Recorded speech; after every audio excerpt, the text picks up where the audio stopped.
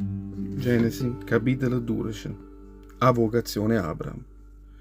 O Signore ricetta Abram, battenna in tuo paese tuoi, a in ta patria tua, e in ta casa patata, e vattene in mezzo a chi lo paese, che ti mustarraggi, perché farraggi te un popolo assai rosso, te benedice a raggi e faraggi diventare assai rosso nome tuo, e te faraggi diventare una benedizione, benedice a raggi tutti quelli che ti benediceranno, e maledice a raggi tutti quelli che ti malediceranno, e in da te saranno benedette tutte le famiglie della terra.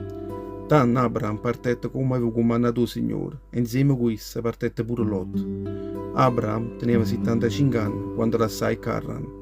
Abram pigliai moglie sua Sarai e Lot, o figlio frate suo.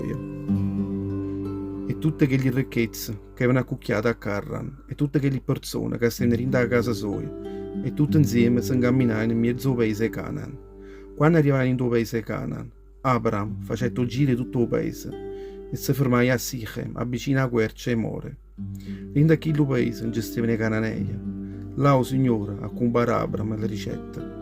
Tutti questi paesi io darò a te e a discendenza tua. Abram faceva nardare proprio 30 kg pizza dove il Signore era comprato, innanzi a essa. Alla può passare in coppa i monti, che stavano a Levante e Betel, e fissai tenna soi, tenendo Betel a Punente, e Ai a Levante. E là zai pure nardare, nanzo Signore, e chiamai un nome del Signore.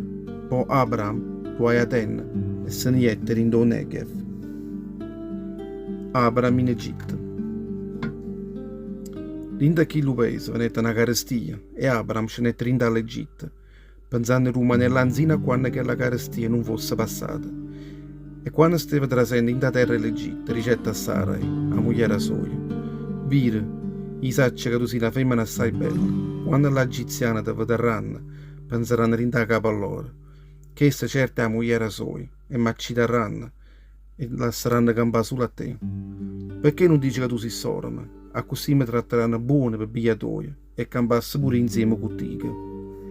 E proprio che questo succedette quando Abram arrivò in dall'Egitto.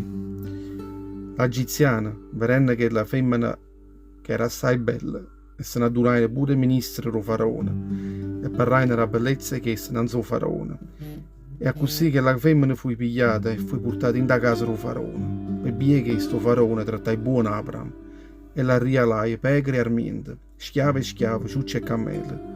O Signore castigai subito faraone e tutta la famiglia sua con una rossa sbandura, proprio bie Sarai, la moglie di Abram. E tanto faraone chiamai Abram, nanza issa le ricette.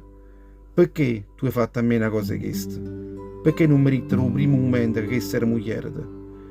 Perché ritta a me che essa è sorma e a così me l'ha pigliata per moglie? E mo viccan, la moglie tua, pigliatela e vattene.